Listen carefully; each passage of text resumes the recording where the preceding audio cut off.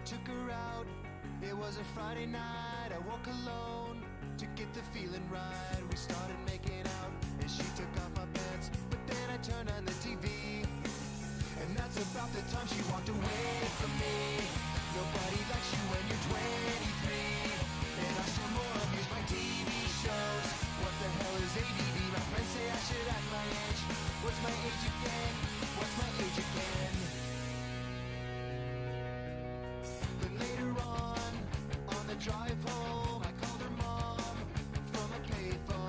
said I was the cops and your husband's in jail. The state looks down on sodomy, and that's about the time that bitch hung up on me. Nobody likes you when you're 23, and I still always when make phone calls. What the hell? My friends say I should have my age. What's my age again? What's my age again?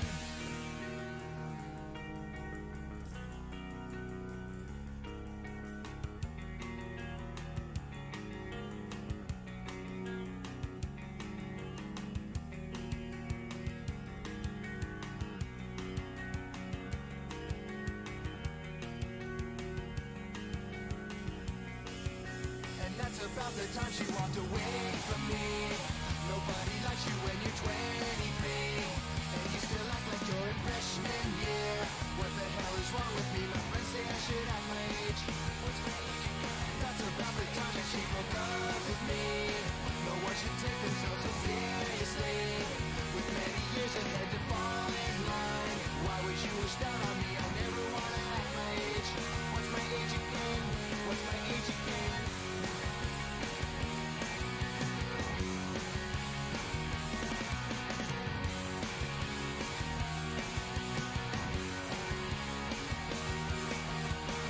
What's my age again?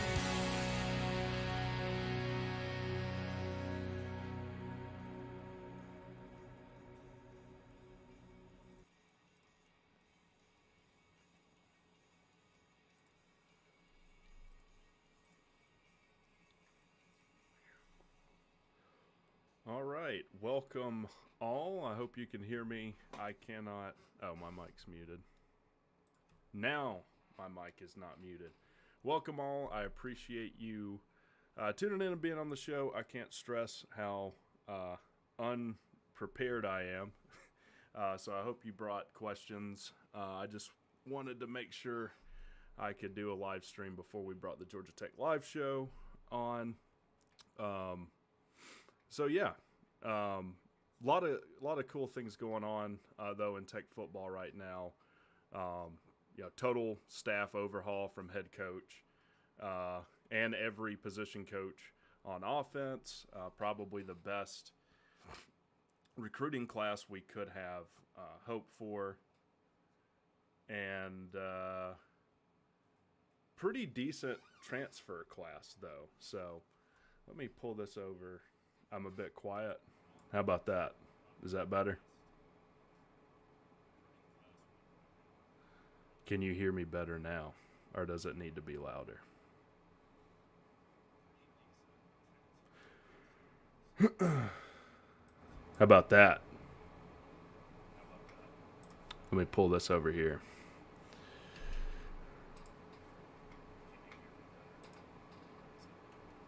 Is that better? All right. Awesome. Okay, so there is going to be a. Oh, I'm showing the wrong screen. I'm going to post a StreamYard link if you want to be on the show. So let's put that in the chat. Boom. So if you want to be on the show, you can click that link. You can get on, ask questions, whatever you would like to do. But I wanted to just kind of open it up.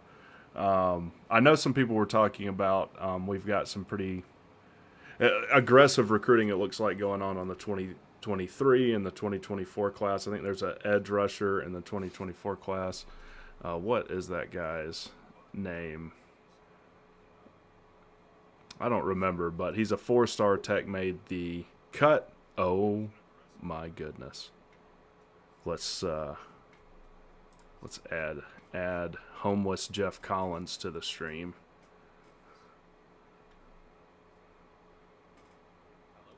Hey, can you hear me? Yes. Can you hear me? Yeah, let me switch over here. I don't know why it's not stacking screens for me. Hold on one second. Hold on here.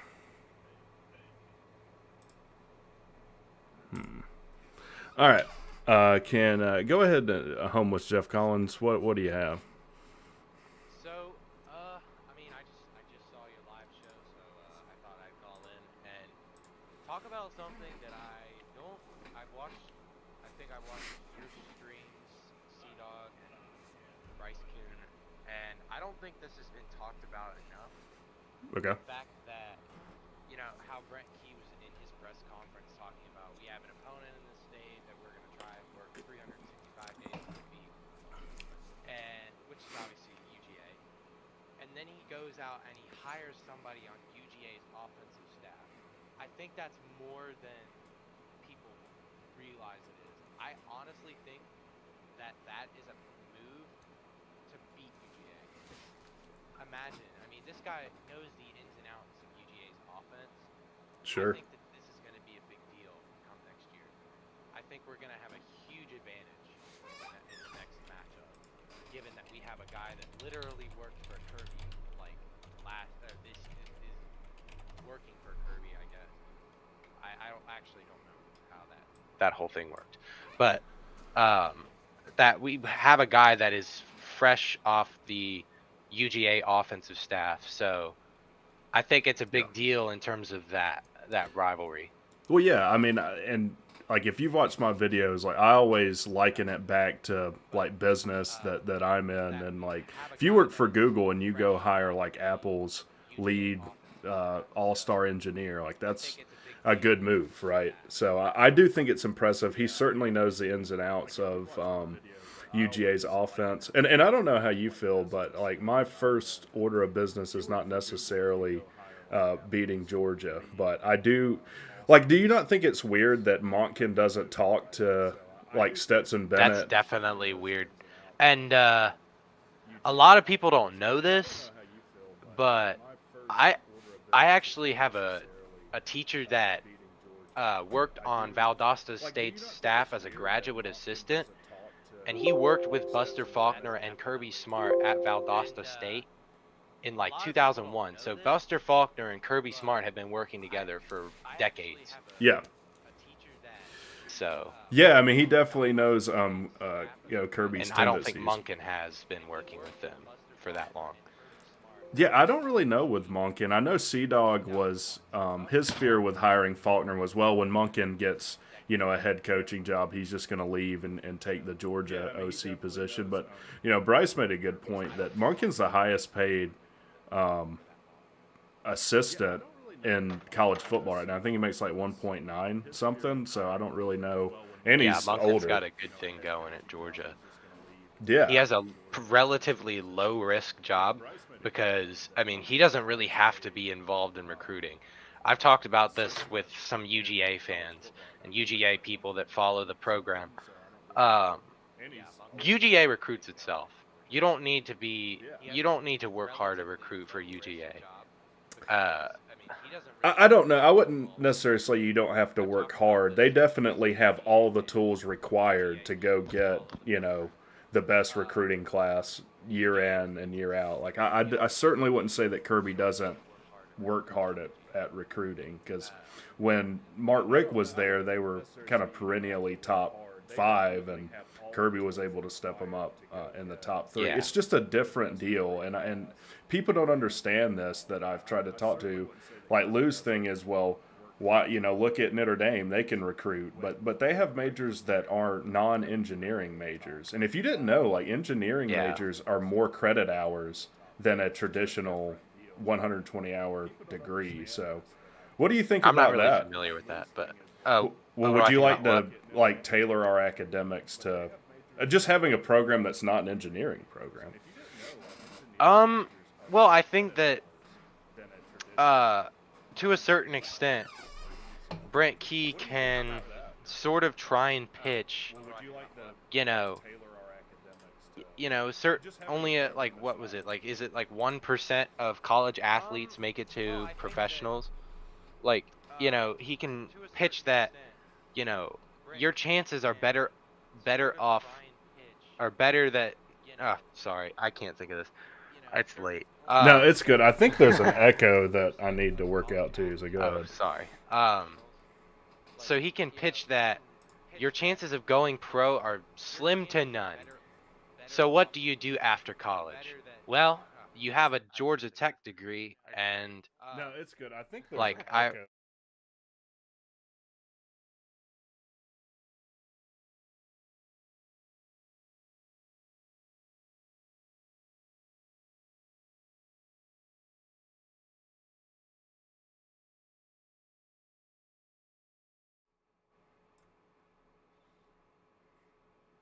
college, they're immediately making $80,000 a year. Yeah, and that's something that tech does that is different from every other institution. Is they actually publish what people make for each degree. Their like the average salary the first year out of school, and for any engineering degree, like non-business degrees, it's usually like 60, 70, 80. Um, and I'm not flexing, but I've done very well with what I have as well. So I think that's definitely something you can pitch. Let's see. What's your prediction for starting quarterback in the fall? King, Gibson, Pyron. King, all the way King. Yeah, I think with that injury that Pyron sustained, like even honestly, That's a take tough that off the injury. table. Like even if he didn't have that injury, um, I would like to see a guy who's more experienced step in and let Pyron really develop his skills because he still has some bad tendencies, throwing balls that don't need to be thrown, Well, I mean, floating them. he's what is he? Is he 19 now? I mean, he's still a Yeah, young kid. He's still a young kid. He's got to learn. He's also not had a lot of time to learn the system, and I have a lot of faith in Winky's ability to not only develop the quarterbacks, but I mean, the last two games that we had Winky calling the plays and making a game plan for his quarterbacks, knowing exactly what their strengths and weaknesses were, and putting it to, I would say, a pretty good success. I mean, yeah. the Well, UGA game really was quick, I think that echo might be you. Are you listening to the audio? Like, do you have headphones in, or are you just listening to it come through your speakers and a microphone? hang on one second. Yeah, I think. Yeah, I think that's what it is, but I don't know how to mute you. Okay, wait, let's Uh, see. I think if you just pull your speakers a little quieter, or pull your microphone further away from your speakers. Oh, I don't have a speaker. No, it's coming through headphones. Oh, that's That's weird. really It weird. might be something on my end then. You would think someone who's done electrical stuff would have a better grasp of this. Yeah, I got made fun of on a live show one time. Uncle Lou live show. I called in his show one time. How did Oh, that go? echo cancellation. Does that work? Is that Okay. working? That is working. Okay, there was some setting, Well, microphone never setting. mind. Never No. mind. It might be on mine.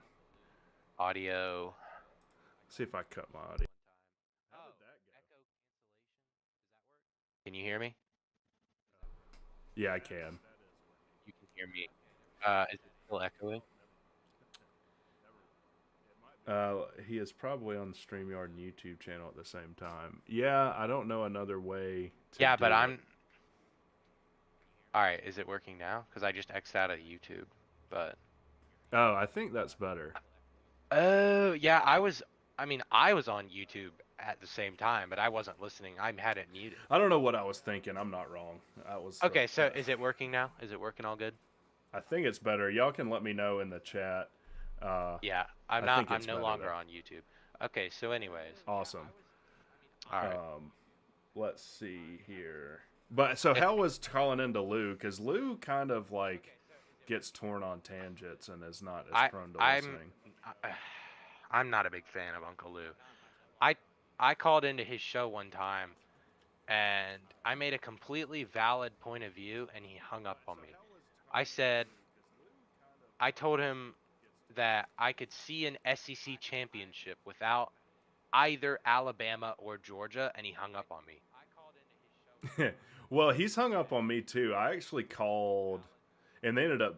It was last year in the playoffs. They ended up beating the brakes off of Michigan, but they were talking about Alabama. I think at the time, I was like, I thought your next opponent was Michigan. Shouldn't you be focused on them? And he just hung up on me. So yeah, Yeah, I don't like it's good to talk to somebody on a live show without them being a complete flaming asshole.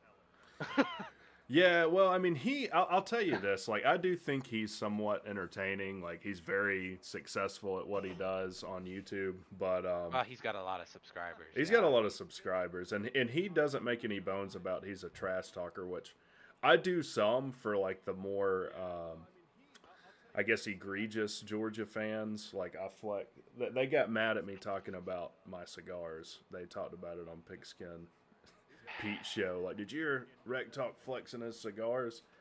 And here's the thing, I can't beat him on football talk, so I got to reframe it to just I'm winning at life. So that's the only Yeah. Yeah. avenue I can go in. Well, I like to say that Georgia coasts off of talent. Like the system that they run shouldn't work, but it does because they have lots of talent and size. Like Well, they that's the kind of only run. argument I have. They kind of run like Alabama used to, and I'm not necessarily saying that Georgia's offense is completely boring, but it struggles at times. To me, given that the talent that they have on offense, Alabama, when they hired Lane Kiffin, totally and fundamentally changed what they did on offense, and it served them very well. But Georgia kind of ground pounds Yeah. Yeah. until they just wear another team down. But homeless Jeff Collins, I appreciate it. I got another guy I'm going to bring on. All right. Thanks for coming on. All right, let's bring on Mike here. Mike, how are you doing, sir? I'm doing good, man. Can you hear me okay? I can. I'm hoping everyone else can hear you as well. We'll see. Awesome. First of all, I love the rec talk and what you and C Dog do with the videos and stuff, man. It's really hard to find Georgia Tech talk that's positive and honest. So I appreciate you guys. Yeah, yeah. A lot of people, and Bryce didn't like the word have a binary outlook on everything that, oh, it's just ruined or it's the greatest thing ever. And there's shades of gray in there somewhere. Yeah. Homeless Jeff Collins, what he was saying about the Uncle Lou thing is I kind of noticed that too, but it's not just him, it's a couple other YouTubers. It seems like they're more worried about the Georgia Tech hire than they are about the Ohio State football team. I haven't, I actually drove to Athens last week, I think, to meet with some Georgia fans. I used to live in Athens and have a fair amount of friends up there. They didn't mention it, and I haven't heard much. Are they? Well, I guess I have heard. Yeah, they kind of feel like Faulkner's the real genius behind their offense, and not so much Todd Monken. Is that what you're hearing? Yeah, but it's just weird. I mean, if any other football team was going into the playoffs, you would be hearing more talk about their opponent than you would about, your state rival just took this guy away from you. It's a bizarre situation, just because Kirby's thrown it back into Key's court, right? And like, well, I guess we'll have them if they allow it. And my thing is, why would I allow that? Like, why would I allow a competitor to take an employee of mine with no payoff? I just don't really understand that. Yeah, I'm leaning towards he needs to be worried about Tech recruiting, but at the same time, finishing the job. They're in the playoffs. Finish the job. Let them finish their season and then come over to Tech. But as a Tech fan, I'm torn about him doing that because he was so good with the recruiting. So Yeah, well, finishing the job would probably be not taking a job with your competitor, though. Like, once I hire you, I feel like, I mean, you're my employee. I just don't really understand it. And again, there's some weird dichotomy between Monken and Faulkner and Bennett. Like, I've never heard of an OC that couldn't talk to his quarterback. That's just kind of bizarre to me. yeah, I agree with you guys on that one. I think C Dog had mentioned that as well, or maybe Bryce Coon. We But talked about it on the live show. It's just being yeah, weird. it is. But I don't want to take up too much time from the other people that might be trying to reach out to you. But It's just you. Oh, right really? now. Yeah, you're the only one in the thing. Is there anything else you want to talk about? So we talked about Faulkner. Oh, by the way, I got the N Key We Trust shirt. I'll put that link in the description. That's Bryce Coon's thing. No, If it definitely get it. I definitely want to get one of those shirts too. Right now, I'm wearing my Georgia Tech hat and my Georgia Tech sweatshirt. So, nice. Most of the yeah, stuff I get from Section 103. There you go. awesome. But yeah, so I've been watching football since I was 10 years old, like 1980. I think I started watching because Herschel Walker was the big news. Interesting guy. Um, yeah, what Georgia did in 1980, and then when Tech did it in 1990 with the championships, uh, there was a difference in how the teams were set up, how they were coached, and it seemed like the teams that had good talent, good coaching, and good team chemistry won the championships. Now, I mean, ever since like 2000 and maybe a little bit before that, with USC, Texas, Oklahoma, Alabama, and now Georgia, it seems like money is the reason why these teams are winning the championships. It's not just coaching anymore. It's not team chemistry as much. It's money. So I imagine and this is totally fine. I imagine we probably disagree on this. How do you feel about the advent of NIL and kind of this money seeping into college athletics? I don't like it. I think players should be allowed to leave a college once in his 4 year career, and the only exception to that is if there's a family emergency. He needs to move back home to closer to home, take care of his parents. I think there was a player a few years ago that had his mom had some sort of illness or Yeah. injury, and he had to move. It's an That exemption, I right? agree. Yeah. Yeah. And look, this is my problem with it is the NCAA is the silliest run organization in the history of all organizations to me because the exemption like Dan, was it JT Daniels got an exemption because he transferred to Georgia before that transfer rule. They don't have to give a reason why they do that. Justin Fields got an exemption to go to Ohio State. Kids that had legitimate medical issues, like their mom was sick or something, were denied exemptions for no reason. Sports Illustrated did a really good. It was like a docu series when, which this name's back in the forefront. Hugh Freeze was at Ole Miss, and there was a linebacker that got paid like $10,000 to come there. Now that's legal now, and it wasn't at the time. But he came in and testified to the NCAA about all the teams that offered him money, and every other team other than Ole Miss that offered him money was redacted. So I kind Yep. of feel like they don't really care about like you have the have and have nots. So if you're Yep. Tech or Missouri, like they took our ACC title over a tracksuit, is complete BS and nonsense. Makes no sense. Yeah. I don't know. I just don't like money being that involved with the college sports. I guess I'm an old guy, just a purist. But No, I hate the fact that Alabama can go to the bank and get the best recruiting class. no, absolutely valid argument. Teams like Alabama, Georgia, Ohio State, like all these top tier programs with money are gonna. That's why we have to tweak it. I just felt like kids were getting taken advantage of on some level because like as a student I could transfer anywhere I wanted and they weren't allowed like when Kirby got to Georgia he banned players from transferring to another SEC school and Miami because that's where Mark Richt went and I thought that was sideways. Freddie Gibson got in trouble for selling his SEC championship ring and I thought Yep. well does he own it or does he not? I mean this is getting there's so much money in college sports now.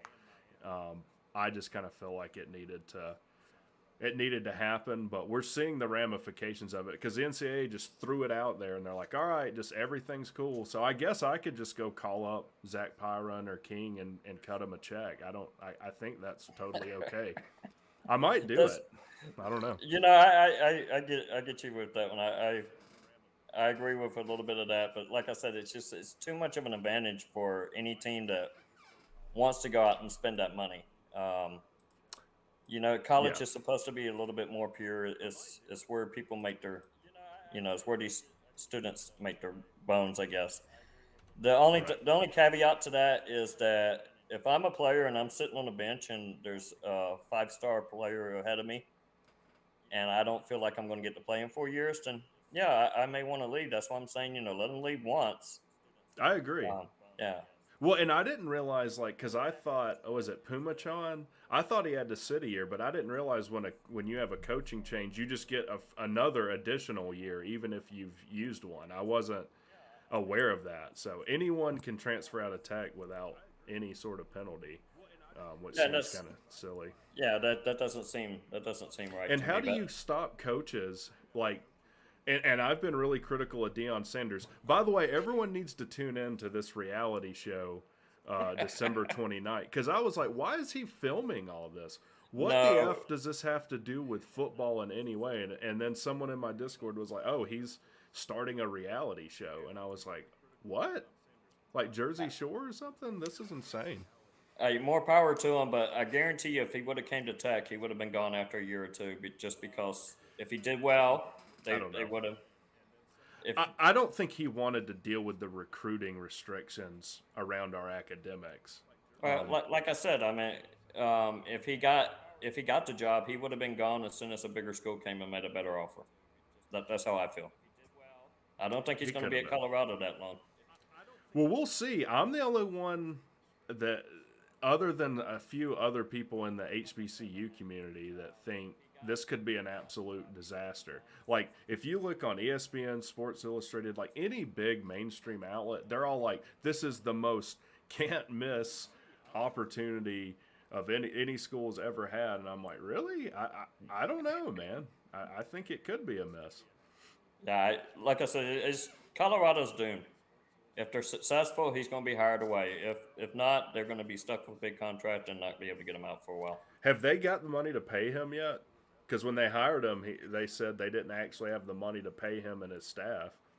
I have no knowledge of that. I'm not following that story that closely. And yeah.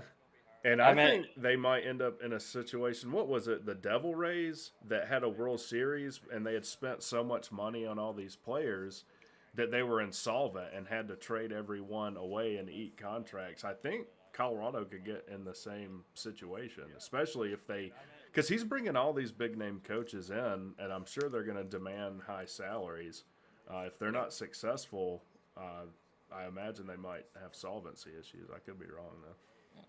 Well, anyway, I agree with you on that, and I'm not trying to brush that under there. But like I said, I think Georgia Tech dodged the bullet. I do too. I see the way the players reacted to Key. I saw I don't know why the defense was so bad under Collins, but I saw a difference in the players when Collins was coaching. The defense, if they made a mistake, they just kind of hung their heads. They didn't really react. But the last 3 games when the defense made a mistake, players were getting on each other. They were getting mad at each other, but they were doing it like they had heart. And I hadn't seen that for so long, and that's why I'm so happy about Key coming to be the head coach. Is because, I mean, 40 years of me watching college football, and this is the most excited I've been for a coaching change at Georgia Tech, and I've been through several. Well, we haven't had many. I mean, that's the thing that I was kind of upset with is people are like, they act like we've made just a ton of bad coach hires, and we haven't. Other than Collins, what was it? Bill Lewis was the last. Who was the one that won 1-11 and like 5-7 and 5-7? It was before I started watching football. Anyways, Collins is the worst, and we've made one bad coach hire. By the way, Collins, and you have to work hard to get on this list for me, the garbage bag human being list. Collins is on there, Hugh Freeze is on there, and Urban Meyer is on there of people that I don't even look at as human beings anymore. And I'm not going to go into it because I can't comment on it, but things I know that have happened since he left is abjectly horrible. So I don't have any belief that he's learned from his mistakes at Tech. And I hope Nebraska hires him and he can be their problem and reduce our buyout because I don't know. I would not coach Tech for a tenth of what he's not coaching Tech for. I can tell you that. Yeah. But it's by the way, I love some of your comments. There's something you said in one of your earlier videos is that if you do the right thing, then usually the good things will happen. Yeah, in general, if you just stick your head down and do the next right thing, you're going to get Exactly. where you want to go. Now, is that always the case? Are there a-hole CEOs and bosses that are going to screw you? Sure, but in general, I'll tell you this: you can outwork 80% of the people around you, pretty much any job you work at. And Yeah. that's what I like about Key. Key just seems like a guy, to your earlier point, and he'd mentioned it in his press conference. Like, I am going to outwork, or I'm going to work, as hard as I can, 365 days a year. Like what he did to kind of salvage this class in some sense and get some kids in, I think is super impressive. And I think when Collins was here, the only people he got onto was coaches for getting on to players. Like, we weren't doing good on good very much, maybe like one day a week. Like, I mean, at the end of the day, you got to be fundamentally sound, X's and O's football. Now that you got to do the other stuff too. You got to recruit and you got to figure out NIL and all this other stuff. But if you can't coach on the field, I mean, it doesn't matter what you do. Like, we're kind of, I don't know if I would say that about Jimbo, but I think we're kind of seeing it at Texas A&M where Jimbo, I think, is kind of stuck in this archaic offensive mindset, and he's trying to force a round peg in a square hole with what he wants to do on offense. There's some other things, too, with boosters no longer paying players what they promised. But to your point, I'm excited Yeah, about Key. Sorry, go ahead. I really am, and you know that you brought up Fisher, and that just reminds me of Kiffin too. It's like, why do these coaches get such big salaries and have such good um, I actually like Lane, though.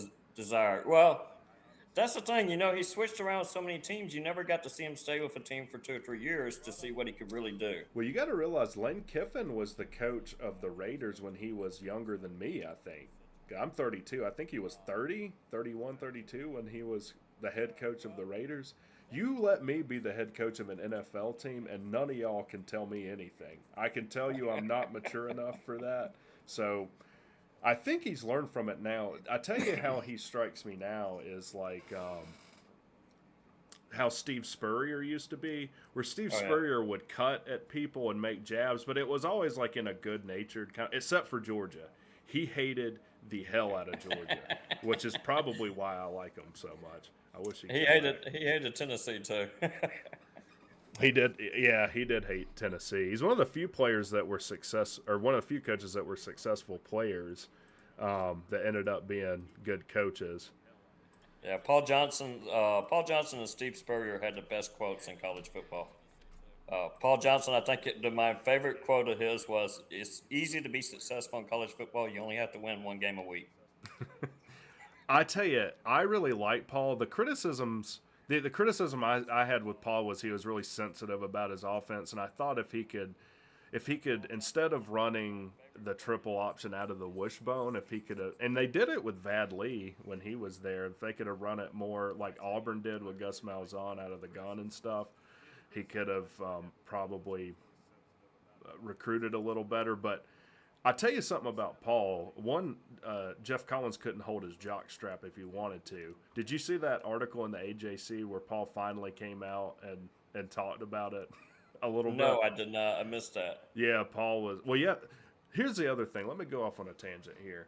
This is, if anyone from the AJC is watching, you don't make an online news article a subscription thing. You put advertisers on it and make it free because no Yep. one other than an idiot like me who just has money to burn is going to buy it. Okay?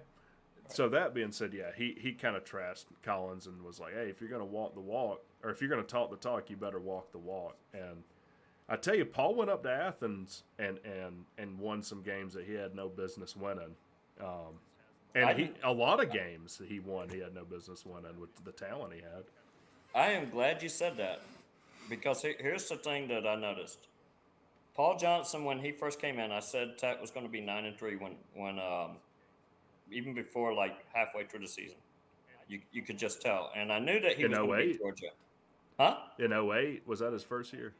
Yep. Yeah, I yeah. mean, I knew he was going to beat. I knew he was going to beat Georgia because I Georgia did. hadn't prepared for the triple option.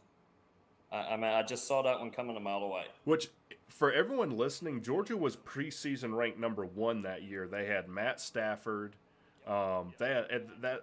What did they? Is that when they had? No, that was later when they had Chubb. We beat them when they had Chubb and Sony Michel and Todd yeah. Gurley on the same team though with Justin Thomas. Man, you're talking about a bevy of talent right there. I mean, it's Two ridiculous first round much running talent backs. they have. Didn't they both go in the first round? I'm pretty sure they did. I believe they did, and I know both of the NFL teams that got them were very happy when they had them. Yes, all three of them. But you're right. Todd Gurley did really well with the Rams. Then he came to the Falcons, and it weren't so good, was it? No, it's not. But the other thing that somebody else said, I don't know if Sea Dog said it or Bryce Coon said it, but I was watching another Georgia Tech video, and they pointed out that Georgia Tech hasn't had a first round quarterback come out. You don't see our quarterbacks going to professional football. And You haven't seen a quarterback drafted. Yeah, exactly. And I would love to see that because Reggie Ball, I think, would have been a good one. I don't know. Was Josh Nesbitt. He would have been a good one. And the kid that won us a championship was the name Sean Jackson, I think, in the 90s. Sean? Trying to remember. I mean, I wasn't around to see. I'll tell you, my dad was in the military, though, and he was actually doing field exercises. And he had, like, his little radio trying to pick up what was going on. I was born in July of 90, actually. So his name was Sean something, I think. Someone in the... No Sean Marino. No, not Sean Marino. I don't think that's what he was referring to. Another running back Georgia had that was out of this world, but yeah. Yeah. Sean Jones. Is that it? Sean Jones, yeah, Sean Jones. I should know that. My girlfriend's last name is Jones. I should remember that. She's going to kill me for that. How about that coaching staff, though? We had George O'Leary, Ralph Friedgen, and then was it Bill Curry was the head coach? No, not Bill Curry. Bobby Ross. Bobby Ross. That was it. And he went from a national championship team at Tech to taking San Diego to the Super Bowl. When he went to the NFL, and that was awesome to see. But I just want to see Tech change that. I want to see us get a quarterback in the NFL so that we can recruit better quarterbacks. Because honestly, being a Tech fan, that's one of the most frustrating things. That was my biggest beef with Paul Johnson is like when you run the triple option. I mean, look at the quarterbacks that have come out of Georgia. I mean, I'm talking about. Justin Fields came out of Trevor Lawrence, Deshaun Watson out of Gainesville. Like all these absolute generational elite talents that we can't even talk to if we run the triple option. We can't recruit in our own backyard because we're not putting that type talent in the NFL. And if I was a college kid, I'd be looking at that too. I'd be like, do I really want to go to a team that I don't have that good of a chance going into the NFL? It's a fair point. Well, Mike, I appreciate you coming on. I'm going to let you go. We're going to move on to the next caller, I guess, as you would say. So thanks for coming on. All right. Nerd Stop. You're on a very loyal viewer of the channel. How are you, sir? And our moderator. I am doing well. And yourself? Man, I'll be honest with you. I woke up this morning feeling absolutely horribly. I'll tell you this: Same here. Don't have kids if you want to not be sick once a month because it's gonna happen. So, yeah, right. I'm doing okay though. I'm doing all right. I woke up feeling a bit slow because that Christmas dinner really gets to you in the morning after. But I was gonna say, man, if we would have maybe not hired Collins and had Gibbs, if we could have Gibbs here the whole way throughout his whole entire college career. With no Collins. But here's the thing, to be fair to Jeff, is Jeff was a big part of getting Gibbs because Alabama came knocking, LSU came knocking, like big name schools. And that's the other thing to talk about, like, we talked about it a little bit on the Georgia Tech live show. Like, a kid's rated a 3-star because he just hasn't really got noticed yet. Then Georgia and all these other people start offering. All of a sudden, he's a 4-star. So it's interesting. I think that actually happened with Gibbs. I'm pretty sure too. I think he was rated a 3-star out of high school, and then moved to a 4. Yep. Then he moved to 4-star once he got his his freshman year. Well, I think into his senior year is high school is when they came knocking. Well, what do you think, Nerd Stop? What do you want to talk about? You have a question? I mentioned this earlier about how how you mentioned how the NCAA is a huge joke. They are. I mentioned about the time that Mizzou self-reported on themselves for I forget what they did, but they got hit with like a hard. tutor, I guess, met with an athlete at more hours than they were allotted to do so, or something like that. And let's talk. Here's the other thing that we need to talk about. UNC cheated for a. Right. I'm gonna try not to cuss for a decade. Right. All right. They Across dissuaded the all process too. sports. Across Yep. all sports. And the NCAA said, "Hey, we don't rule on academic matters, though." Then they take our ACC championship away. And I'm like, Because we gave a guy a tracksuit. Bebe Thomas, yeah, or Damaris Thomas. So, My goodness. and they took our ACC title for that. Like it's completely insane. And like, here's my thing: be consistent in your outrage. Right. This is something Jon Stewart says that I agree with. Like, be consistent in your outrage or how you apply the Right. rules. They just, I don't know if anyone's seen, they just named the governor of Massachusetts as the head of the NCAA, someone who has zero Right. experience. In the education field. Well, in college athletics. Right. So, And I think having a person who's in the education field for the NCAA is important. It's hugely important because, again, these are athletes, but they are students first and foremost. But I think it'd be important to have a guy at the top who knows what he's talking about the education system. And also, I was going to point out that North Carolina actually was hurting the due process that was going on whenever they were being interrogated. they were like obfuscating the truth. Yes, they were lying. They were trying to cover up stuff, and nothing happens to them. But the moment Mizzou's like, oh hey, we have this guy who is trying to, pass his class. The tutor was working for him for a little bit of extra time. It's like, no postseason for you. Yeah, You get I mean, nothing. insane. Insane. So, I'll tell you when it'll change is when one of the big boys get bit. Let Alabama get screwed with something like that. Well, and Jimbo's already talking. Jimbo, the guy Mac Brown. Evidently someone offered. Was it Drake May $5 million, even though he's not in the portal, which is a violation. That's what I was talking about with ridiculous. or Dion Sanders. Is he was soliciting these kids from Jackson State. None of them had entered the portal until after their championship game. I looked through the rule book is like 152 pages. I looked through it and I'm like, I don't think this is supposed to be allowed. But I mean, what do I know? So yeah. Hold on 1 second, guys. I'm going to be right back. I got to take a little break. 5 seconds.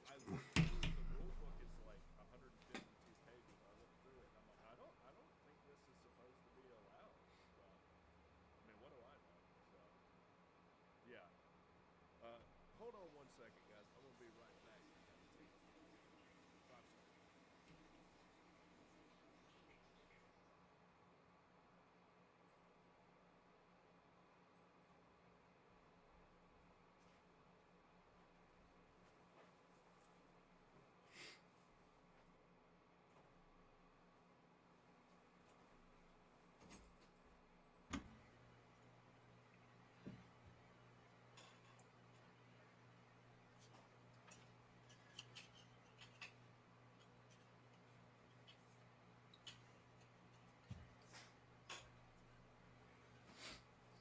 All right, sorry about that. No. I had to step away as well. I had to go get some stuff and some leftovers real quick. Put in my fridge. But Awesome. yep. Sorry about that. Yeah, it was dip 30, and we had to correct that real quick. So, All right. but yeah, the NCAA is a total joke. I'm kind of disappointed my NIL video didn't do as well because I had proposed that we do an NIL escrow. So, like, when you buy a house, you have to put money in escrow once you get to a certain juncture. That prevents you from wasting people's time getting late into the house buying process. So I thought we should have kids put money into escrow. Like, And to pull their NIL money out of escrow, they had to meet certain criteria, like stay with the team a certain amount of time, or if you qualified for a bowl, play Or in it. needing, or having like a family emergency or whatnot, like you talked about earlier. Well, not a family emergency, just like if you want your NIL money to fully mature, then you have to meet certain criteria, and that would keep people from jumping from place to place to place. I remember seeing there was a guy from Pitt, I believe, who's transferring out, and he played for Georgia, West Virginia, and then this year he played for Pitt, and then he's also going to play somewhere else his senior year. Well, JT Daniels has played for USC, Georgia, West Virginia, and where is he going now? Like some really small school? I think Rice. Is that where he's going? Someone in the chat might say. But anyways, Nerd Stuff, I appreciate you calling in. You're a loyal member of the Rec Talk Army. Hey, anything for you, man. Have a good one. All right, bye. Let's bring back on homeless Jeff Collins. Jeff Collins, how are you homeless if you just got paid $11.37 million? I can't do that. I can't. No, I could do the. If you give me anything to say, I could do my Jeff Collins impression. So when you do Jeff Collins, just be a more tempered like Alex Jones, but every bit is nonsensical. So like, I just I don't want to. I need to keep all my money. I know the apocalypse is coming. Football with the NIL, and I do what I got to do. Tech totally screwed me. I hate Georgia Tech. No. Okay, so. One of the things I want to talk about is you and C-Dog kind of brushed over this in one of your streams. You talked about, you didn't want to get into like Jeff Collins' behavior after he left Tech. Like, no. The only thing I know of is that he was retweeting transfer announcements. That's it. And that's kind of. Yeah, I mean, I'll just say this: he said things that make me believe he's not a great guy. I'll say that. I mean, is this stuff that he said publicly, or no? Obviously not. Obviously not. But do you know him, like personally? Do I know Jeff Collins personally? No, but my athletic director was his high school coach when he played at where did he play? Conyers, I think. And then I think someone in my comment section was like, "Oh, my wife goes to church with him," and I'm like. That's nice. I don't really know what that has to do with anything. There's lots of a-holes that go to church. Huh. Yeah. I don't know what are you talking about? So like of the things he said publicly that I think like what was the timeline for me realizing this guy was a garbage bag human being? Obviously the Pat Narduzzi thing is when I was first Okay. We might have a problem. He was mad that Pat Narduzzi went for 2 when it made freaking sense for him to do that because it put him up by a full 7, I think, if I remember right. Then the AJC had an article with a recruit that was quoted, and he's like, I really like how cool Jeff Collins is. Like, he cusses and stuff like we do. And I just kind of feel like, I don't know, the way that he treated Derek Moore, that's actually why I went to Athens. Demo? Yeah. That was me. That was me, the one who commented that we need to bring him back. Yeah. Okay, so I think there's a very, like, let me see. I really like that guy. It's kind of like when you play Madden Ultimate Team, which I never do because I know how to do math. But they'll say just less than 1% chance, which could be 1 out of 101 or 1 out of 10 to the 80th. Those are both less than 1%. It's somewhere in that range, though, I think. Because Collins and Demo worked together under O'Leary. Like, Demo had been at Tech for many, many coaches. And I think that the people who I met was something must have happened there. Yeah, the people that I met was view was that he was kind of jealous that the players really respected Derek Moore in a way that they didn't respect him. And I think it's possible that Derek Moore was pushed out, and if he wasn't pushed out, he definitely just saw like this is not something that I want to be. But you've got to. I think that there's a possibility that he could come back eventually, but My If your question employer is, totally screwed you over, though, would you ever want to go back, even if you really liked it when they were there? I mean, that's what I'm thinking with Derek Morgan. my Like, thing is, he's making how $400,000 a year to be at South Carolina. I'm pretty sure. is he really? Yeah. Yeah. No, but like he's had some iconic speeches, pregame speeches. It's just like, imagine if you couple Brent Key's coaching and ability to game plan with Demo's ability to pump you up, you're unstoppable. I mean, Yeah, I mean, it he would was be able a to huge let us. addition. He was able to get us to be pumped up enough to beat good teams with the triple option. I mean, imagine what he could do with Brent Key. He's well respected by Calvin Johnson. I think he was at Calvin Johnson's Hall of Fame speech.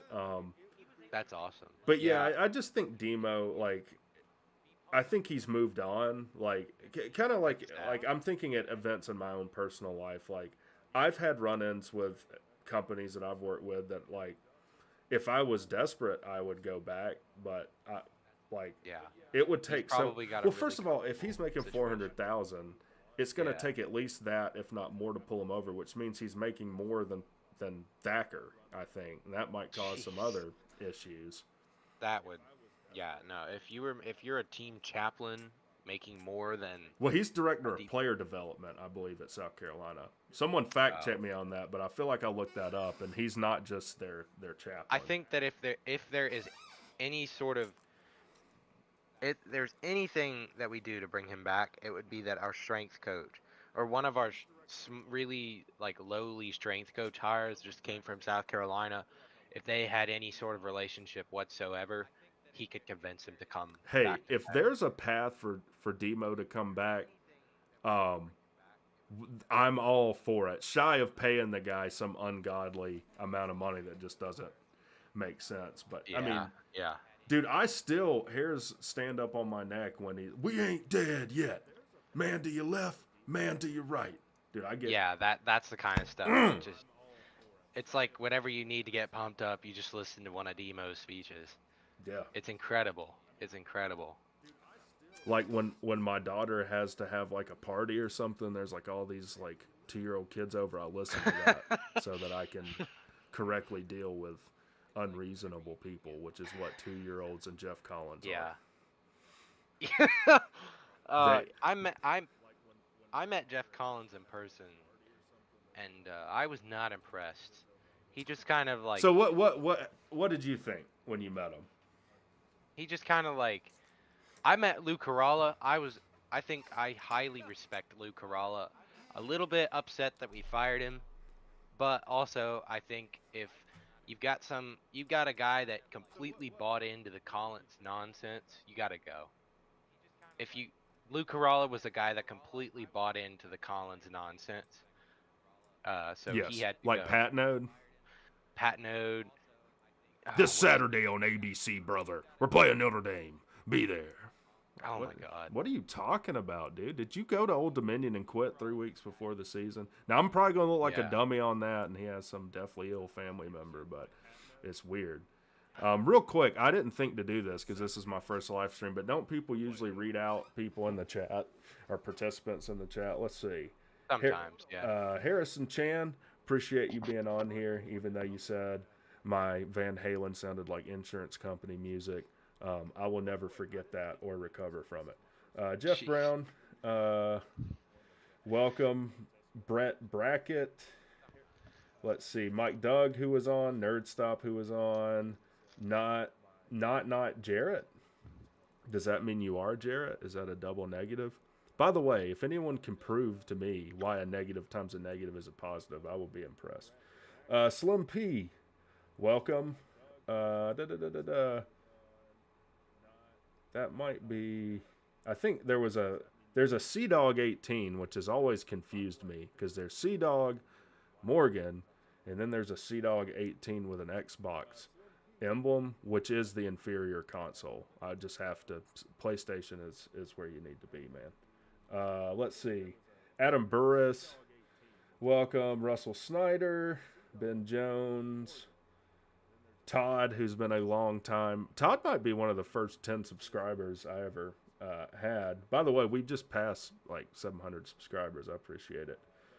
And Hayden Murphy. If I missed you, I'm sorry. I told you I was really unprepared, and I'm not that smart. So, anyways, go ahead. I'm sorry, Homeless Collins. I'm homeless. I tell you what, if we would have just given me another 50 years, I could have turned this thing into a winning program. Yeah. It would have been Yeah, awesome. no, there's a lot of Collinisms. I could do if like give me a minute. Okay. No, it's we lost. Let's see. Like what this is what he says after the Ole Miss game. I'm just really proud of the way these guys battled to a 42-0 blowout. Can I respond as Uncle Not Lou? the result we wanted. Not the Jeff result we Collins, what are you doing? Who's that? That's Uncle Lou. No, it's Jeff Collins. What are you doing? I mean, this clown works at his local Pep Boys. What does he think he's doing? Which I don't get that. Like, you can trash talk Georgia Tech on football, that's fine. But let me tell you something. I would put my math skills against anyone, engineering skill, anything that has to do with anything that requires intelligence. Like, Georgia Tech grads do pretty well, I would think. So I don't know why he thinks we work at our local Pep Boys. And for his fans that don't like my cigars, I'll tell you what. If you ask me nicely enough, I might let you have one. Those are Churchills, by the way. Take you a minute to smoke that. I don't smoke cigars, but yeah. So I rarely do. Which that would have been the best trash talk he would like. This. Let me trash talk myself in the way that he should have. Be like, well, they're your victory cigars. They're gonna last for probably 50 years. That would be like, do I have to give you your arguments too? Like, what you need to do is every time that Georgia Tech beats a team they're not supposed to beat, you need to light up a cigar at the beginning of your video. I tell you, it's quite a commitment. I've got my dude. It takes me like a few days to smoke one of those, and I got my cigar cutter. My daughter actually found this and scared the fool out of me. Oh, what gosh. would you consider a successful season next year? 7 wins, 5 to 7 wins. I think you got to get a bowl to be considered a successful year. Yeah. I think you got to get to 6. Because I how think many that- years has it been now? 4? Yeah, it's been since 2018 since we made a bowl. Yeah. That was a long time ago, it feels like. And 2018's bowl performance was pitiful, and that was Johnson on the way out. I think I heard something like the boosters wanted Johnson gone because they were sick of the triple option, going 7-6 every year, and then, having a 10-win season every like 5 years. I'll tell you though, for all the criticisms I would have of Paul, I don't think he's a liar, and I don't think he would do what. Like when Mark Rick left and they were like, oh, this is mutual. It definitely wasn't mutual. They fired Mark Rick.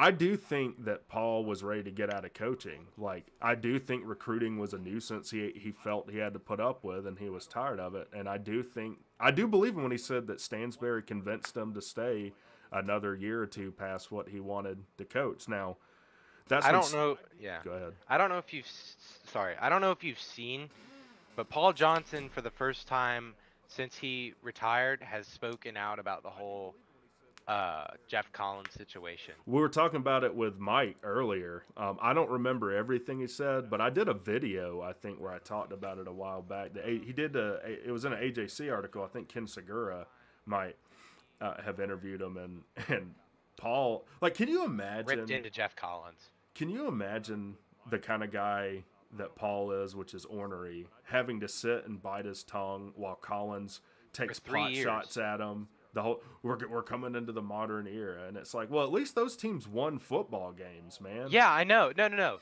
You can if you do what Collins does, and you win football games, it looks really good. But in order to build any kind of culture, you have to win football games. Otherwise, none of it matters. None of Right. it matters. And And you just end up looking like an idiot. That's which what is I was saying. He was like, on his way out. You're just I mean- serving me this horrible meal and telling me it's going to get better after I've eaten it for 3 Exactly. years. And then you become it looks like you've sold a bad bill of goods at a certain point. You have to win football games. And I don't understand when you've got your players, like I saw this hype video at the beginning of, I think it was 2 seasons ago. At the beginning they were all like, this place is different. I can't wait to go to battle with y'all. Like this is going to be like the greatest thing ever. And then we win another 3 games. I can't wait to I go to just the bottom of the conference with you guys. I have a clear vision, and it's No, right this to the isn't Jeff bottom. Collins. This was the players. They're like, Oh. I was told it was different here. He's transferring like a bunch of player transfers, and Hey, I think if that you want to learn how to pull the wool over people's eyes, like if you want to start an NFT project or something, Jeff or Collins needs to run for office. oh, dude, he's a great politician. That's for sure. Like, why didn't he start? What is it, FTX with that Sigmund? You know what I'm talking about? That guy that just I lost think like $8 billion. I think Jeff Collins could get a lot of people to, or he should be like some kind of, he should be some kind of stocks person. He could get a lot of people He to could be the invest next in Wolf of shitty Wall stocks. Street because I know he Exactly. likes to do cocaine. So, Yeah, he could be the next. Dun-dun. There's so much stuff to make fun of Jeff about. Like I saw this picture of him on a recruiting visit where his hair was basically all the way back. Like I didn't realize how bad his hairline was until I saw that picture. Someone posted it in my Discord, and then they put a mustache on him. And he looked like Eggman from Sonic. Like he is Oh, a yeah. bizarre Okay, looking guy. it was in your Discord, and I it reminded me of this thing I saw in this Netflix show called Paradise PD, where they're making fun of Zuckerberg, where he's just like higher hair, and I'm like, that's Jeff Collins. By the way, Mark, if you don't know, Mark Zuckerberg stole the idea for Facebook. Oh yeah, I watched 100%. The movie. So all y'all can learn is that if you steal an idea and you make enough money before you get caught, don't matter. You Yeah. just pay them off. Which is kind of what Collins did with 11.37 million. Yeah, nah, the fact that we gave him that bad of a contract just shows you that we should have fired Stansberry. Oh, and dude, this was the dumbest thing ever. Was that Tilo 2284? Is there really 2283 other Tilos? Anyways, that money down thing, like, I think that's why we're broke, got rid is of we're that. still writing checks for all those money downs that we didn't convert. What was the premise of that? Look like an idiot when you have to No, punt. but like other than calling it money down, was there an actual thing? Does anyone else do that? Was that? But there was like, were you donating to a specific organization? No, I think he just called third down money down. Like it was like he had to Oh, okay. brand everything. He had the 404, and then he had to brand every down. And third third down was money down. I believe that at the time that I knew Jeff Collins was a freaking clown, is when we were getting our, I think it was 2 years ago, 2 seasons ago. I believe 2 seasons ago. We were getting our freaking butts kicked by Pitt. I mean, at the end of the first half, they had put up 40 points on us. Oh, that's and I was when like, this game's already over. They opened the game with a they threw a touchdown. That's the kid that plays for the Steelers now, I think. And there wasn't a guy within 20 yards of him. Just walked in the end zone. And I think Jeff Sims came out of the gate and threw 2 picks He did. in a row. Yeah. No, and the stupid thing is we were getting our butts kicked by like 35, 40 points. And Really proud of how and then all it of us was played. money down. Like at that point, just cut the feed. Cut the feed. Don't Just don't take a say, knee 50 straight times. Oh, and then at the NIU game, last play of the game, right before that terrible field goal where it got completely blocked, it's a first down. Like it's like there's like 2 seconds left. First down. Like at that point, you just look stupid. Like. Well, that's why Brent Key in his introductory press conference, we talked about this on the ACC show a few weeks ago, had to come out and say, we will do nothing to embarrass Georgia Tech. And it's like, he had to say that. His press conference got me ready to run through a brick wall. Oh, man. That's the That cool was thing about probably, working yeah. in the engineering field is there's not a whole lot of Georgia fans, and so a lot of people this was at the last job I was at were Tech fans, or are Tech fans, and called me and they're like, "Let's go, let's go." I Yeah, was but the like, thing yeah. about the thing about him is that he promises you that he will work hard. He promises you that he will try. He doesn't say we're gonna play elite football, so you expect to win football games and then you don't. He doesn't say like he promises you that he will do like he says everything that needs to be said without sounding like he's trying to sell you something. He's not trying to sell you something. He's telling you exactly Well, what he he's has gonna do. results on the field. A And he's already 441W done it. says that there was an initial thing where Jeff Collins would donate to some charity every time Tech stopped the team on third down. But they did it on offense too, didn't they? Like if we converted a third down on offense, I thought they would say money down. But yeah, I mean, and that's the thing. Like someone said it'll take 30 years to recover from Collins in the chat. Like I don't think that's the case. The thing that's so disgusting with it is that we were as talented as we had ever been with Jeff Collins. Like he The was fact a that really good recruiter. I mean, I honestly, I think it was the COVID year. If you think about, we had Jameer Gibbs, Dante Smith, J.P. Mason, Jeff Sims, Who's lighting Jalen it up Camp, for the 49ers.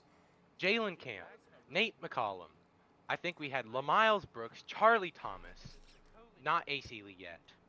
Um, who else? Wanye Thomas, Tariq Yeah. Carpenter. The list goes on. We had so much talent on that roster, That looked and we just awful. I know. Because I keep seeing this in the chat, like people asking who do I think the starting quarterback will be. I think it will be King. I mean, again with the injury to Pyron, and just that he's so young. I mean, you got to remember. This is why I'm not ultra hard on these kids like some people are. Oh, they're garbage and they suck and I hate them. We didn't get any freshman quarterback this Like year. this We got kid's that 19 years 2024 old. kid, Like he need oh, like Pyron? Yeah. He just, yeah. and it takes time to develop a quarterback. Like you, when you break down a throwing motion. Now, this is what does have me nervous. Is that he does like when I played, there was a kid on our team. I don't know why. I don't know if he got coached Where this did you way. play? We're not going to talk about where I played. Okay. Okay. So fine. no, I'm just messing with you, but I'm not going to tell you Okay. because it's too. I grew up near Athens, so you can guess the name of what our Oh, mascot so I'm not was. familiar. I'm not familiar with the high school. A lot of the high schools in Georgia. All right, hold on, I dude. played, We'll like, do it 1 on the year. inaugural show. You're gonna draw it out of it. All right. I played for the Double G Dogs, a Winder Barrow, which is really dumb because Oh. we don't know okay. how to spell our own mascot's name. There's two Okay. there's two G's here, and they would try to say like extra G for extra effort, and it's like there's not two G's in dogs. So every banner that the other team would run through would say you don't know how to spell your own mascot's name. Yeah, that's actually really close to me. I went to Jackson County. Oh, Jackson okay. County High. How old are Yeah. you? Well, I mean, I actually transferred high schools, but at a certain point, I went to the Jackson County school system. I'm 16 right now. Oh, okay. So, Yeah. Dude, that area is blowing up. By the way, I saw a house next to my dad's. It was like going for 700 grand, and my dad Yeah. paid 75 grand and 95 for his house. Like, anyways, but this kid would hold the ball Okay. way up here. So Yeah, I that's guess not he good. thought he could just come through and he wouldn't have to bring it up. But when you start messing with someone's throwing motion, what you want to do is it's called the hammer. So you want to get as much distance back, kind of cocked. So you have, and if there's any Georgia fans watching, y'all not get this. It's called potential energy. All right, there's another kind called Yeah. kinetic. Mm-hmm. But what you want to do is pull your left arm through, and then it naturally pulls your right arm through. And there's a lot of intricacies to that of dissecting. And it's kind of, I in a video compared it to your golf swing. You can kind of really get in someone's head when you start messing with their throwing motion. Like you can hold the ball down low. You just have to come back to the right spot. Like you can hold it down here and still bring it back here in one fluid motion. You just want to Yeah. get it out quick. I'm That's not the gonna name of lie. I played nose tackle and right tackle. I played nose tackle and tackle on the offensive line. And Dude, defensive line. tackle. So defensive line, I think, is probably the easiest position to play because it's just get the quarterback or stunt this way or that way. Tackle is really tough, right? And it's I would say it's probably almost as tough as playing quarterback. So when you play quarterback, you got to all right. There's two safeties high. They're really close with their corner, so it looks like they're cover 2 man underneath. Yeah. But then it could change. They might roll a safety down and be in cover 1 man, or they might be in cover 3 straight zone. And the same thing when you're playing tackle. Like they're in a 3 technique. All right, I'm going to pick them up. I'm going to cut them because it's a pass play. By the way, cutting is one of the dirtiest things. If you don't know what a cut block is, yeah, like blocking at the knees or like. Well, it's like blocking in the at hip. shins. You basically take a step back and take your shoulder and put it right in their hip so they can't get their arm up, and Yeah. it doesn't feel good. But everything could change from then on out. Then maybe the defensive end stunts outside, the backer comes inside, and the nose comes down. Like, Yeah. it's There's so much like shifts and stuff that happen. Like, yeah, I mean, and I you're right, played Nerd Stop. They 7th could be. grade, so- That's what we're talking about. They could be disguised. They could be in a cover 3 look and roll a safety back up top into a cover 2 look, or they could be cover 4 or whatever. But this is where good coaching comes in and being able to adjust to what's happening, and it happens really quick. I mean, when you're playing quarterback, you have 2 seconds to really make a decision. And that's like a criticism people have of all these quarterbacks. Oh, any good quarterback. Well, if he played for Vandy and he didn't have a good offensive line, he wouldn't be good. Neither I would believe most that quarterbacks, to by a the certain way. degree are getting back on topic with Georgia Tech. Sorry. I believe to a certain no, you're fine. I believe to a certain degree our offensive line has really held us back. I can't think of a single offensive lineman that has come out of the Collins era that was like, that is a guy. That's a guy. No, I haven't. I mean, maybe Mikey Minahan, like a little bit. I interacted with him over Instagram a while back. I think he's a pretty nice guy. But there's nobody that I think I've seen in the Collins era that's like, that is a guy that you can absolutely rely on. At what position? Just at any Offensive line. position? Offensive line? Offensive line. Yeah, and I think that's because he's so hamstrung all the coaches around him by not pushing people and having true competition in these positions. Mike is asking, cut blocking is illegal as long as it's above the knee. The big thing with cut blocking is you can't cut somebody and then have someone else block them high. That's called a chop block. That's what happened a lot under Paul. So, like, if I'm going to come down and you cut me, and then the other offensive lineman comes up high for a block, that's a chop block. It's illegal. But I don't know that it's illegal to block below the knee. It could be. It's illegal outside the tackle box, I think. Georgia got called for that or was it Georgia or LSU got called for that in the SEC title game? I can't remember the last time I've seen a penalty for a chop block. It was under Paul, probably, just because of the Yeah. blocking schemes that we played. Well, I'd rather see us get called for some offensive line penalties like that and actually know how to block than be clean on offensive line penalties and just Well, we weren't all that clean. let everyone through. Like Central Florida, how many penalties did we have in a row to start that game? Like 5? Okay, so I'll tell you this.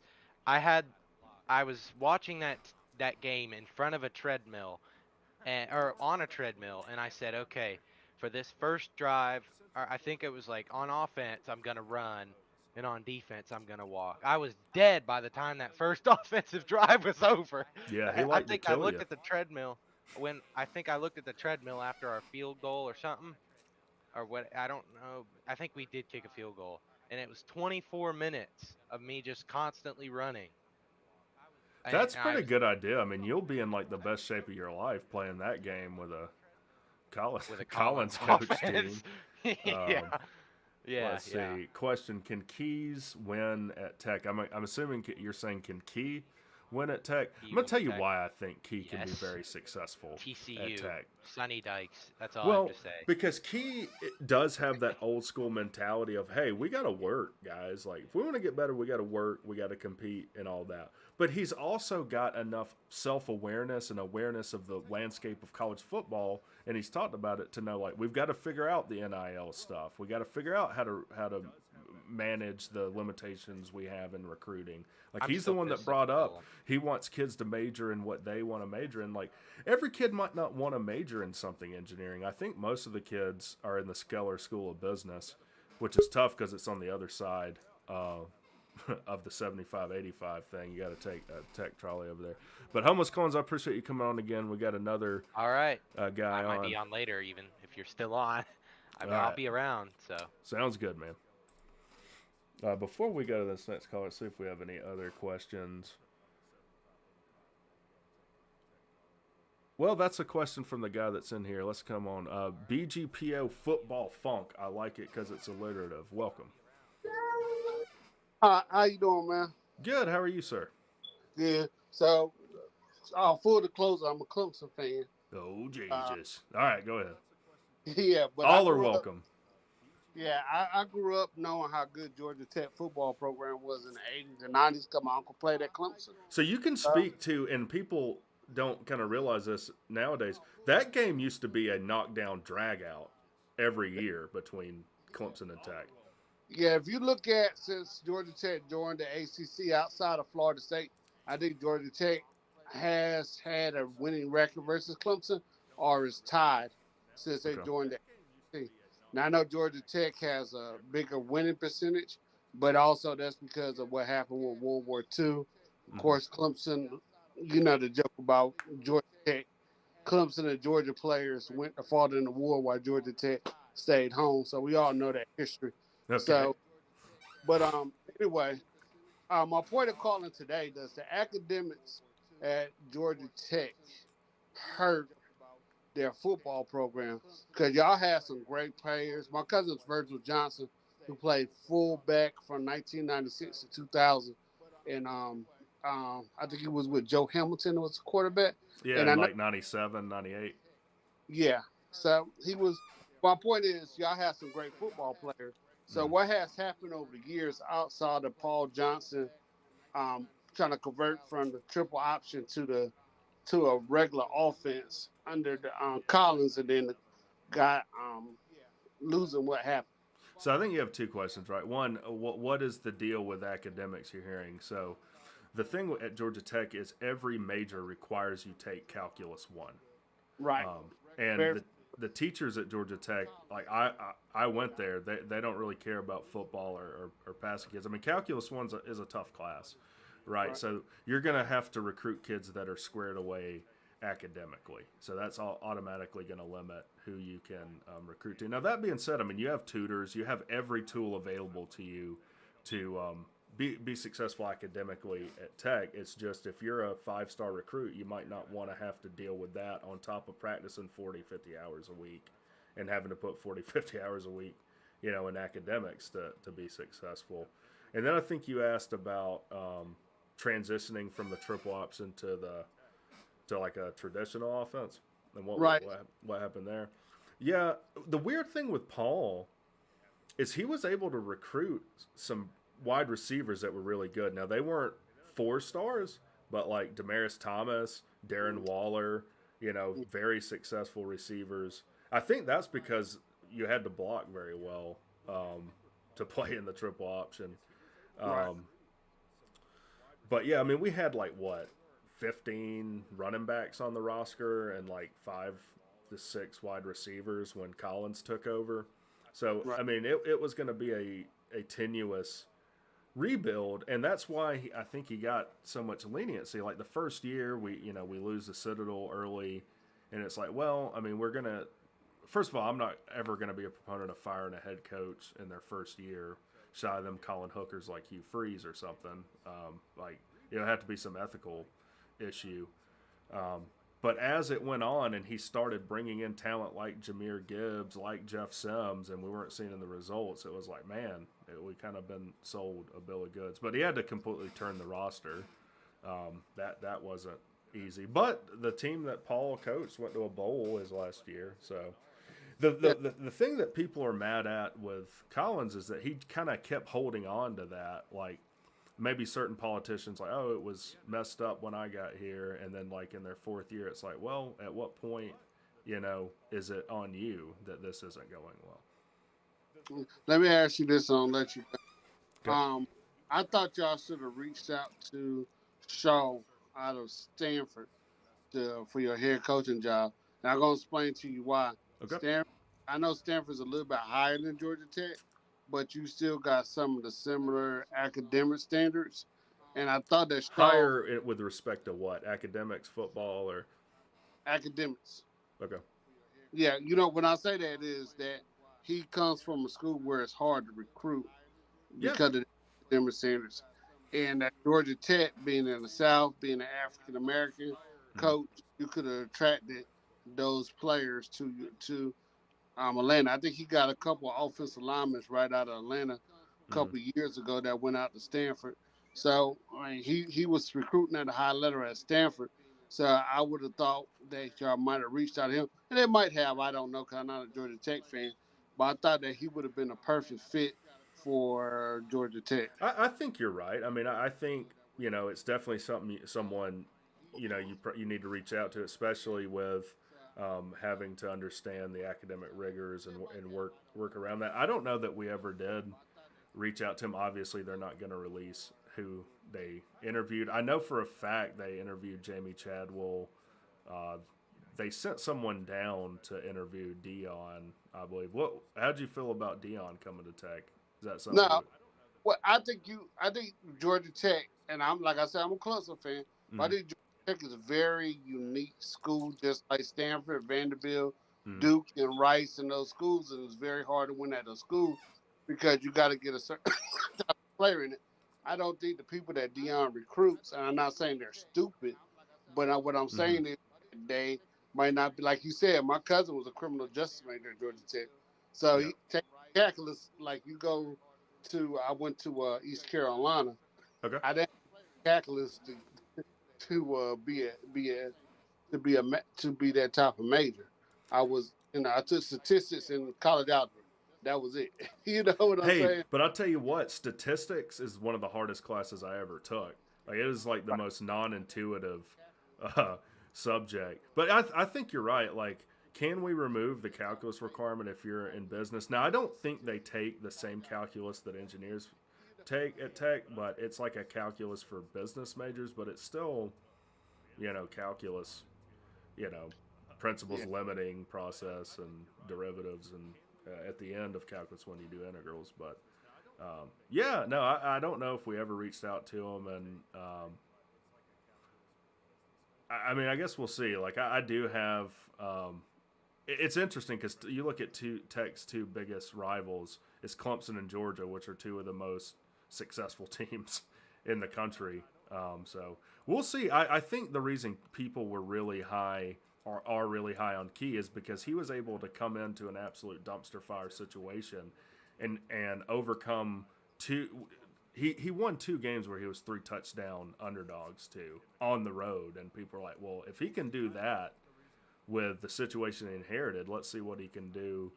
When he has full autonomy over the program. Let me ask you one more question before I let you go. Okay. With this new scheduling system, I know Clemson is one of your crossovers. I think Louisville's the other one.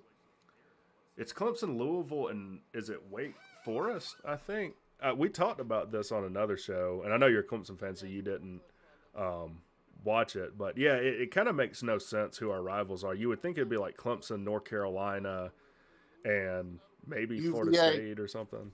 No, I thought it would be UVA because UVA and That's true. Georgia has a classic history. As I grew up, I grew up a Clemson fan because my family played there, but I'm an avid ACC fan, and I follow all the schools outside the real newer ones. And I know that Georgia Tech and UVA has had. Matter of fact, I think the series is tied. And I thought even Florida State fans were kind of shocked that Georgia Tech and Florida State wasn't kept at rivals because you could Yeah. easily. I forgot who Virginia else is playing, but Virginia should have been Carolina, That would have Georgia. been my choices. Would have been Clemson, Virginia, North Carolina. probably would have made the most sense. I mean, there's a ton of history in all those games, and I guess it just didn't. I guess they bid, and it just worked out that way because like Virginia and Virginia Tech are automatic. North Carolina and Duke, and I don't is North Carolina and Wake an automatic rivalry too. I'm not sure. Now, Who is Clemson's? It's Clemson, Florida State. It's Florida State, and who else? Georgia Tech and NC State, which makes sense because they all Georgia Tech and Clemson recruit the same area. NC State and Clemson got the Textile Bowl, and Florida State and Clemson's been what's called. But what doesn't make any sense is the reason why I say that. Um, like I said, Georgia Tech and UVA and Georgia Tech and Clemson will be obvious. I can't remember who else. But UVA got a weird one, and also Louisville and Miami. They only played 6 times. And it's like, Yeah. why is this even picked? But man, I ain't gonna hold you up too long. I'm sure you got other callers. But I do a show No. with Mark Rogers. I'm sure you heard of him. Me and Mark Rogers do a television show. Oh, awesome, man. Well, I Yeah, appreciate you calling in, man. Maybe we'll do something together I, at some point. believe it or not, I follow you all the time. I'm an avid gambler, so I follow you all the time. You So need I to. like Are the you show. still an avid gambler? Yeah, Oh man. All right. Well, maybe I can convince. Do you make money? yeah. So Okay. yeah, but no. Hey, man, if you ever want to do a show with me, man, hey, are you on Twitter? I am. I'll tell you what, man. There is. There. I think there's a link in the description to my email and Discord and whatnot. If you would like to do something together, just reach out to me on email or Twitter. Twitter at RecTalk. I would love to do something leading up to the Clemson game. That would be cool. And I'll tell you, I've been a harsh critic of Dabo too, so maybe we could get into that on a show. Yeah, man. Hey, man, I appreciate it, man. Hey, you do a great job, bro. Much love.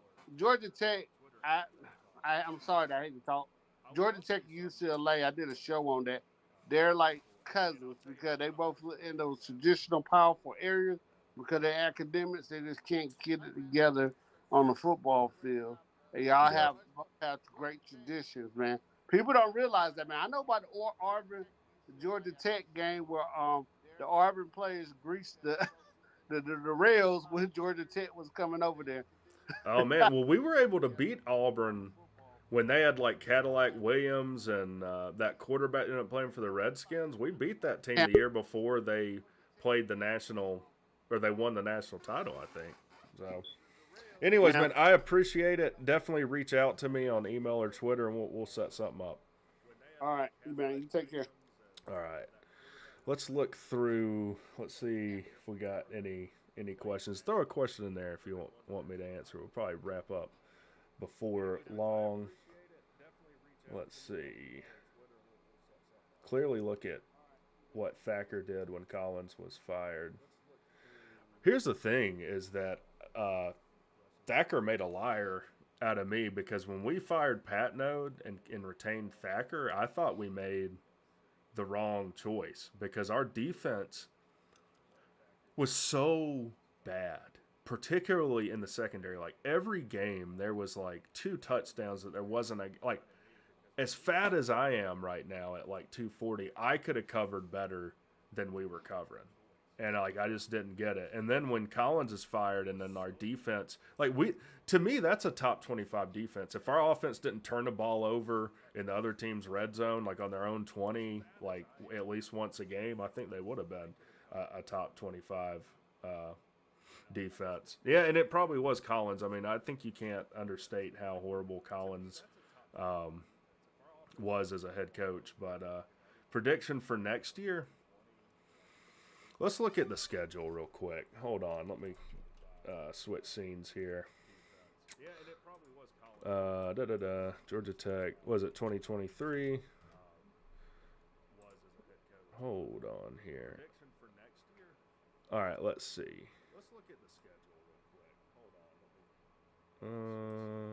I don't think I can do this, and maybe we can do it like this. Okay, you can see it. So we open up with Louisville. That's an interesting game. I would think the line is set at like 1.5 probably for Tech in that game if you had to set it right now. Let me put that one on hold. Ole Miss is a loss probably. It's in Oxford. Me and C-Dog were talking about actually going to that game, but I think that's a loss. Bowling Green, you should be able to beat Bowling Green at home, so there's one win. This is out of order, by the way. We'll lose to Georgia and Clemson probably. North Carolina, we beat them the past 2 years in a row. That's another toss-up. Miami's another toss-up. I would hope we could beat Virginia, Boston College, Syracuse. There's 4 wins. Man, Wake's going to be tough in Winston-Salem. Whew. All right, can we find a way to beat Wake or Louisville and then maybe pick up Miami? I don't know, man. That's kind of tough. I'm going to predict 6 wins. I think like this is the way too early prediction video, I guess, but I would say 6-6 is reasonable. Make a bowl for the first time since Jesus roamed the earth, so that would be good. Let's see if this guy agrees with me. He says Louisville, was it Zayn Ali? Sorry if I mispronounced that. He says Louisville win, Bowling Green win. You're saying we upset Clemson? Man, that's bold. All right, 3, 4, 5, 6, 7, 8, 9. You're saying we win 10 games and win the ACC? I mean, I guess put some money on it, man. You'd make a lot if it happened. You're probably 10 to 50 to 1 odds on that. 8-4 says Hayden Murphy. Oh, there's one game not scheduled on that. So yeah, I think we can get to 6 wins because we'll probably schedule an FCS opponent there. I think 6 wins is a reasonable expectation, though. We'll see. If we don't have any key injuries, we go 9-3. 9 wins is a lot on that schedule. That means you're beating like Miami, North Carolina, Clemson, Wake. I hope it happens. It'd be a really good year. It's just, we're coming off the heels of a pretty bad time. But look, I'll tell you this: our wide receiver and running back room are looking really good. We got Travion Cooley, we've got Smith coming back. We've got that Felix kid. We got Antonio Martin. We got a lot of cool stuff going on. Clemson lost DJU. Yeah, but that's a good thing for them. Like Uiagalelei was on the struggle bus. All right, let's bring homeless Jeff Collins back on to wrap up the show. Homeless Jeff Collins. And we're back. What do you got, man? We are back. A few more questions. We're gonna wrap the show up. We got 37 people in here, man. What's the max? I don't know if it tells me. Anyways, 37 people in the studio? No, Or in the live stream? in the stream. In the live stream. Okay, Yeah. okay. Yeah, because you can only have 10 in the StreamYard at a time. So anyways. Ask me anything. I was going to say, I'm pretty much always available. I'm still in high school. I have all the time in the world. If you ever want to throw me in a stream with you and C-Dog and Bryce Coon, feel free. I'm always Yeah, around. man. I'm an aspiring sports broadcaster / Is that what you commentator. want to do? That's what I want to do. So Maybe we it's can set you up painful with that Bryce. yeah. Hook Oh, you up with that would Bryce. that would be incredible. I mean, Yeah, I'll reach out. Okay. Where Yeah. are you looking at going to school? So you're in your junior year, I assume, if you're 16. I'm a junior year of high school. Unfortunately, I don't think my grades are good enough to get into tech for 4 years. Mine weren't either. I had to transfer in. That's what a lot of people do. I mean, Yeah. I think I have pretty decent grades, whatever. And so the only problem with tech is that I'm terrible at math. That's You the didn't have problem. good teachers, man. I think we teach math backwards. I would start probably with calculus. Calculus is not as difficult as people think it is. Because, like, you're in algebra. I'm about to go off on a tangent, dude. I'm sorry. And you're All right, introduced so to the anyways. number E. And you have no idea where it comes from or why it's like 2.718, whatever. It's the derivative to a financial function of, like, continuous interest. It also is a growth function, so it shows up in biology all the time. But I wish we would tell kids where all this stuff comes from. Like, if I retire one day, I'm going to go teach. That's my plan. There you go. But if you're in Jackson County, dude, honestly, it makes a lot of sense for you to go to UGA, as much as that pains me to say. Ugh. Yeah. I'm thinking about going to Georgia State and getting general journalism, and then finding a place that's more geared towards sports. Like, because broadcast journalism is the major for like that kind of stuff. I want to go to Syracuse because that's where a lot of the really good ones come That's from. one of my banned states, dude. That, California, and Florida. New York. I'm done with. Yeah, and I worked with a girl from Syracuse at my last job, and I didn't realize that there was parts of New York that weren't New York City, and so she kind of brought That's me upstate around. New York. It's even Upstate more New like, York is like South Georgia, really. In Really? that, yeah, in that it's rural and it's just cold. But like, there, Yeah. I don't want to get into politics, but it's far more conservative than the northern Yeah, part of okay. New York. But Yeah. yeah, so maybe Georgia State. Georgia State. Yeah. I'm pretty good at writing, so I could go off into the whole journalism part of it. But yeah, dude. if you could get me in contact with Bryce, that would be incredible. Yeah, I'll reach out and you see know, what he says. I don't really know what I bring to the table in a broadcast. I'm just kind of a fan. Well, I just think like pointing you in the right direction. Like, hey, here's what I did. Here's what I realized didn't work. Here's what I would avoid. Like, Yeah. these kinds of things. I do the live announcing for my high school That's awesome. basketball team. Oh So, yeah, dude. and hopefully football next year. That'd be but awesome, man. But I just started, so if you ever want to I'll reach tell out you what, to me, dude. Reach out to me on my rectalk@gmail.com with your info, and Okay. I will. we'll set And you up. you ever want to throw me into one of your live shows, I'd be happy to jump in. Sounds good, man. Let me kick off here. We got Willis in the waiting room. I think we'll end with right, him. all Appreciate right. you coming on for the hat trick there. Willis, you're on. Hey, what's up, Reg Talk? What's I just wanna going on? say, I love the show. Started watching you not long ago after the crowded booth. That gentleman putting you Yeah. on to it and everything. Bryce, I yeah. think you're doing a fantastic job covering the sport and everything for us like that. Oh, thank And you, man. just keep it up. When it comes to Tech football, I think we've got a lot to continue to work on right now. I think the best agree. thing we can do is finally get some stability in the program, which we thought we had with Collins being a Georgia guy. Well, everything like that. that's why we gave him a 7-year contract, right? Which made 0 sense to anyone other than Todd Stansberry. But yeah, I think we do with Key. Like, I don't see any, like, first of all, we have 75% of a season to kind of make a judgment call, right? Like, what do you think about Key since he's taken over?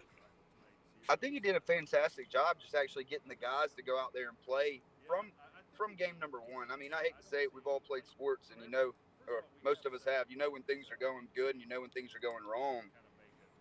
And you got kind of the sense, like we've been talking about with Collins going into this year after it kind of went just downhill quick, let's just say, Yeah. at that point to start the year. You kind of got the point that the guys might start to feel like that, and then to see them kind of rally back together with Key, continue to actually work. I mean, Yeah. you still had guys, like I was very impressed with our linebacking core with Ely and Thomas. I mean, you talk about seniors on a team. Those guys They are could studs. They could have looked at it and just said, you know what, I'm here, I'm going to do my thing, but kind of conserve myself, get my degree, Yeah. get out of here healthy, maybe have a shot at the next level, which I think both of them definitely have a shot. And I think you're right. That's something else that has, like, I always bring it back to business, but like, this is the problem with most big businesses. Like, they'll have a problem. Something isn't going right. They're not hitting the margin they want. They're not hitting the revenue they want. Oh, these people suck. When 95% of the time you have a process issue, right? You need to fix your process. And I think Key didn't shy away from that. They asked him day one, did you change the way practice was? He said, oh, yeah, we changed everything about practice, right? And we saw the results on the field. But anyway, how long have you been a Tech fan, man? Oh gosh, I was born in McDonough, Stockbridge area. Yeah. I live now in South Carolina near Myrtle Beach, Oh, but okay. I've been a Tech fan since '02, '03, right in that era. Calvin Okay. Johnson really is what took it off for me. Watching him, I remember vividly watching him What from a the time he freak, came in dude. as a freshman. So Yeah, I that tell you, the donor I go with to games said that Chan Gailey, who was the coach at the time, brought a lot of the donors in. He was a 4-star at the time. I know people think he was a 5-star. He wasn't. He was a 4-star out of high school. I think he was out of Sandy Creek, if I'm not mistaken. And Chan Gailey was like, I don't know what people missed on this kid. This kid, I have never seen anything like this. And then he goes to the NFL, which, by the way, Lane Kiffin wanted to draft him over Jamarcus Russell for the Yep. Raiders. He went Yep. number 2 to the Lions, and the Lions absolutely ruined the greatest talent ever by making him play injured and whatnot. But yeah, dude, Calvin, like myself, runs a 4.35 40. I don't know if you. I've been training for the Slob Olympics, and There you I go. I actually raced Calvin Johnson, and it was a photo finish. That's awesome, man. But yeah, like I said, I just want to tell you I appreciate the show. I think you've done a great job so far covering it. And keep Appreciate on with it, it, man. buddy. Appreciate it. Well, thanks for calling in. Wanna wrap things up here, guys. I just want to say thank you so much for the support. If you watch, I think the first video that I put out, I said I don't know if any more than 12 people will ever watch this, and we now are at 710 subscribers. We've had people, donate through the PayPal that have allowed me to get some equipment for the show. Like, I am blown away. We actually hit 700 subscribers, I think Christmas night, which, by the way, for all these people that write manuals for like trampolines and stuff you buy for your kids, y'all need to do better. Okay. The first line of the trampoline I bought for my daughter said it will take 2 adults 5 hours to build this unless you're a superhero, and then you can probably do it yourself. So that was fun. But with that being said, guys, I really appreciate it. Maybe we'll take one more question. We'll scroll up here, and then we'll wrap it up. If you have a question, just dump it down in there. We'll discuss it real quick. We've been on about an hour and 40 minutes now.